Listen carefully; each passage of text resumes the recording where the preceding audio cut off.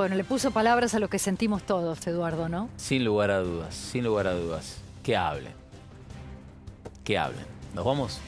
Y siempre gracias eternas a toda la selección. Sí, Bueno, lo acabamos de ver otra sin vez lugar a a dudas. Scaloni, por quinta vez saludando a la gente en la puerta de su casa. Y así son todos los integrantes de la selección. Sí. ¿Cómo no amarlos? Que hablen, Luli, ¿no? Que hablen, Dani. Sí, déjalos que hablen, ya está. Déjalo que hablen. Disfrutemos de este mundial también. Nos vamos hasta mañana.